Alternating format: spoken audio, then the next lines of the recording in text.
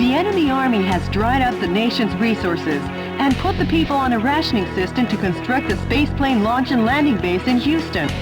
React swiftly as paratrooper reinforcements are predicted to be dropped in from Super Assault heavy attack helicopters that defend the skies and the base. The objective is total destruction of all target areas and the Super Assault heavy attack Olajiwon helicopter. This mission goes by the call name Winner Takes All, Olajiwon versus MacDonald. Good luck and Godspeed, Mr. President.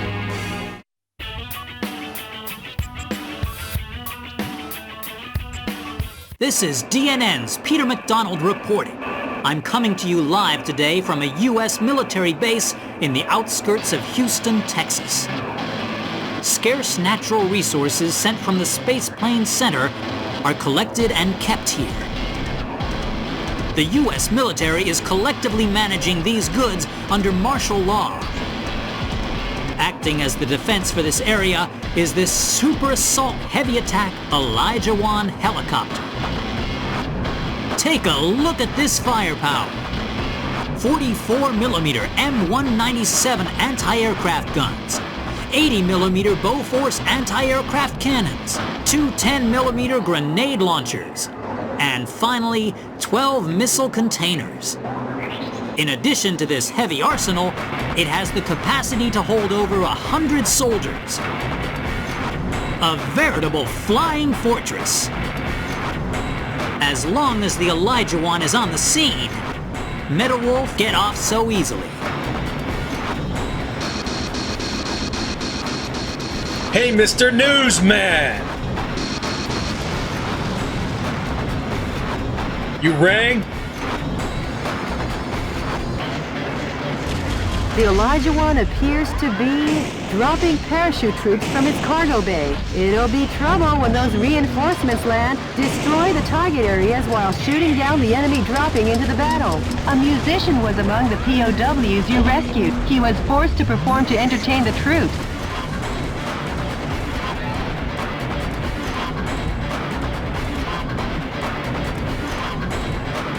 Those must be some new kinds of weapons. They're being dropped one after another from the Olajiwon. MacDonald will have no choice but to deal with this firepower.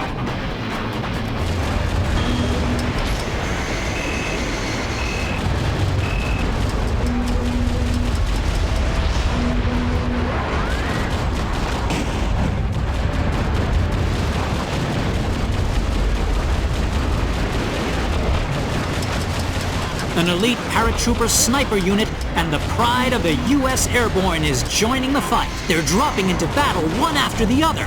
This is a scene of biblical proportions. The performance of the smart bomb seems to have fallen off. If there's no guidance device, it's flying blind.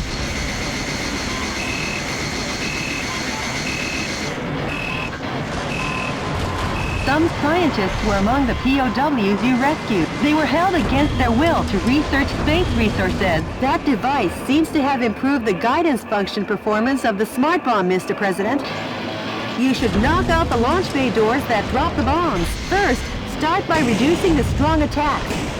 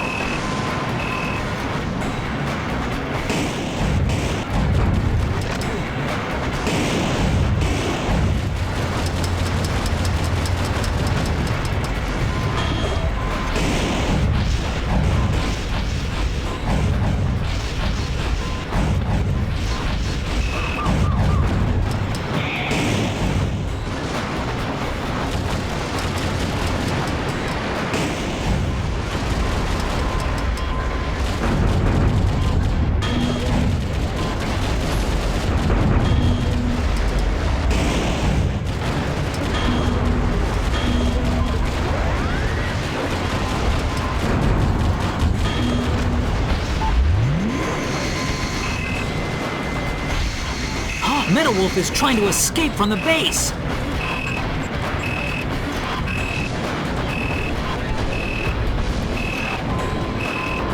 The number of launch bay doors has decreased. Now make Swiss cheese out of it.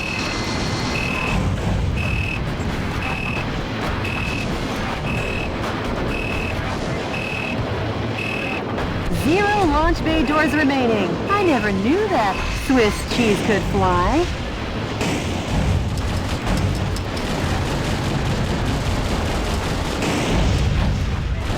Take a look at that. The U.S. ground forces have been totally decimated by the hand of Metal-Wolf.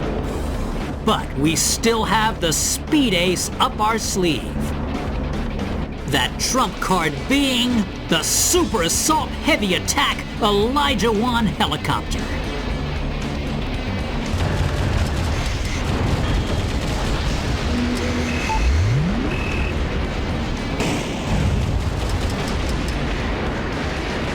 How do you like me now? Damage to the Olajiwon. What's this?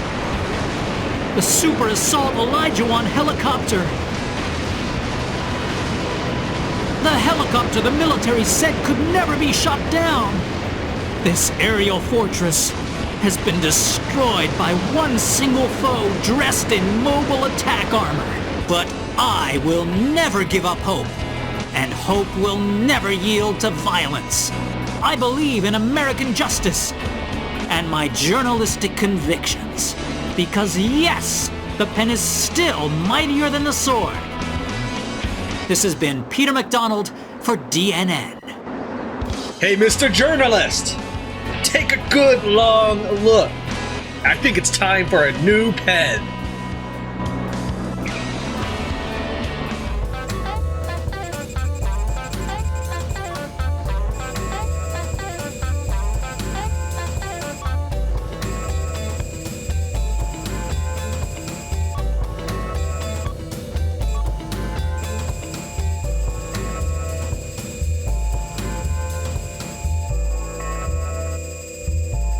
The dreaded Metal-Wolf fights like a demon on a rampage.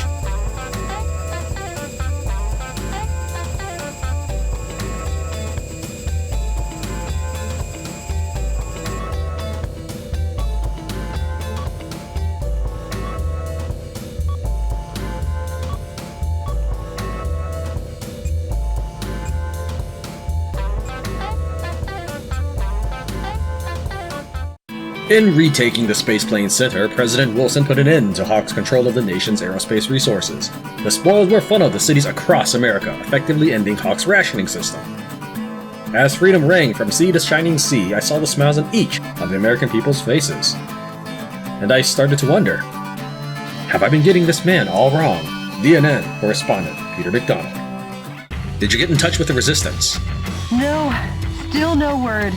Maybe he was captured by coup d'etat forces. No, he'd never let that happen. I'm sure he's out there waiting to make his move. I must see him.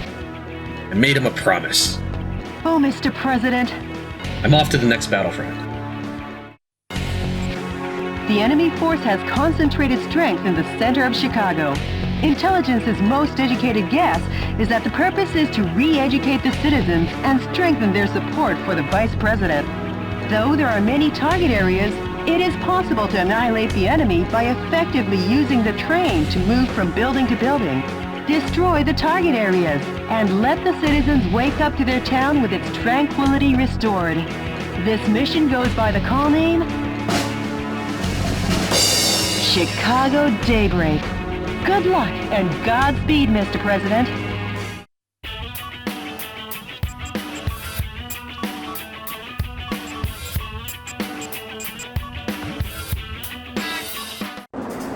Enemy forces occupy Chicago. Destroy all the target areas and liberate the town of Chicago.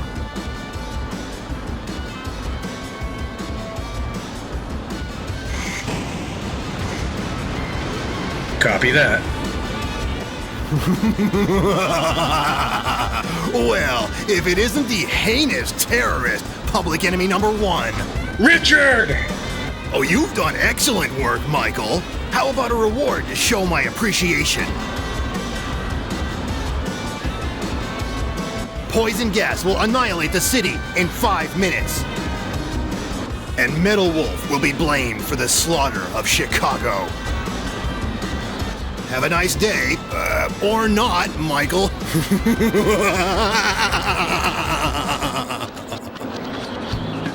Each target area has started up their poison gas controls. If the density of the poison gas exceeds 181 parts per million, human death is guaranteed. Destroy the target areas before the density reaches 181 ppm.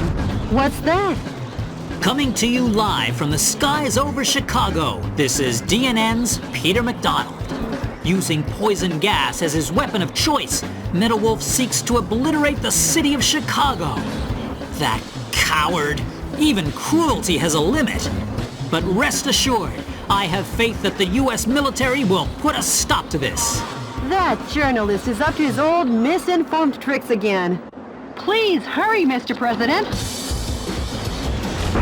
From destroying the poison gas source, the poison gas density has gone down. But don't let down your guard. Hurry up, Mr. President. Mr. President, that's a tank filled with poisonous gas neutralizer. The soldiers must be tired if they left that out in such an obvious place.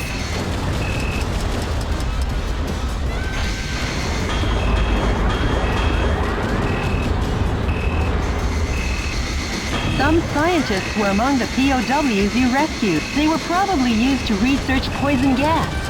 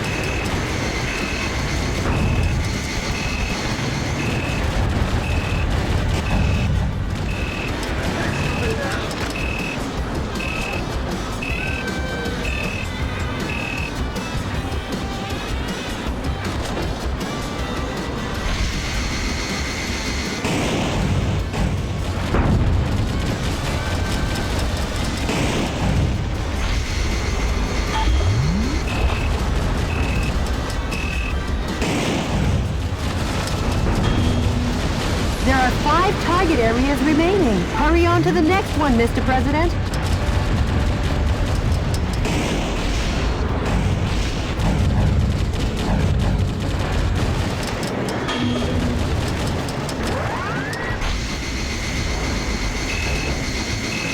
How do you like me now?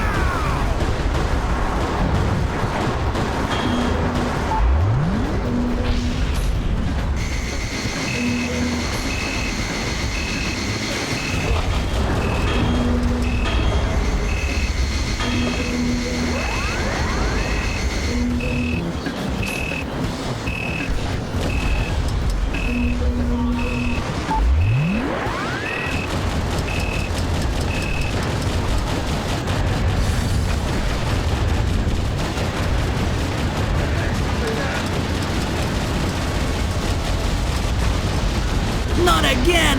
Another dire blow to the military. The military only has 3 operating bases left.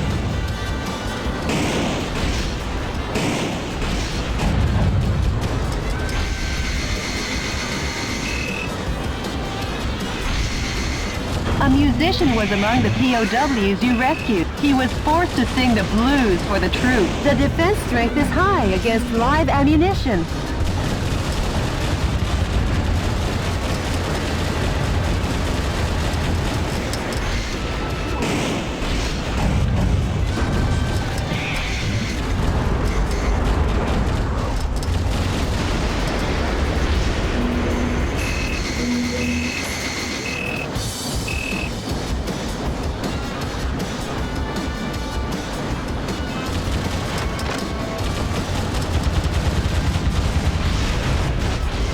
One target area remains. The final spot, Mr. President.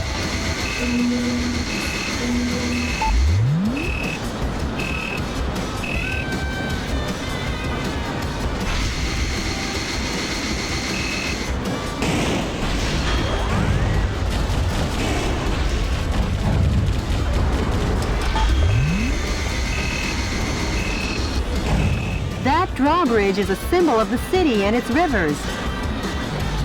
Seeing it open is quite a sight, but if we can't cross, we'll be in a jam. Hurry up!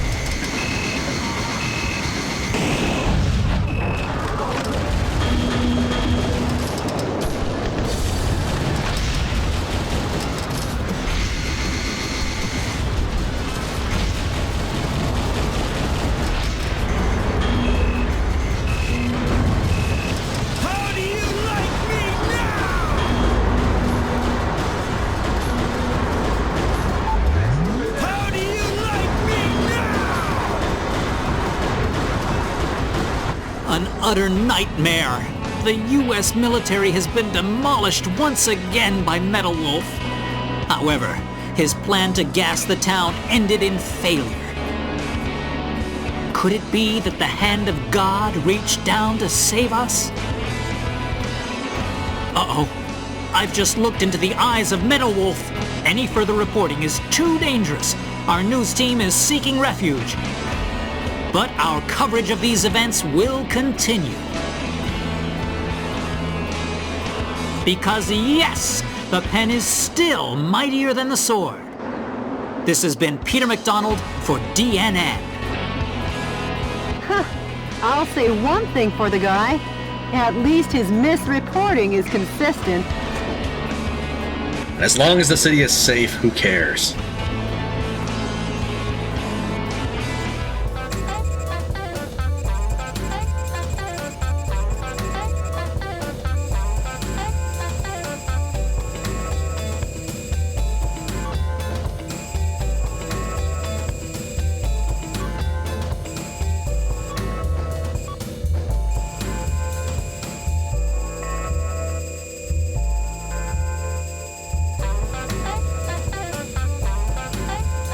Way to go, Mr. President!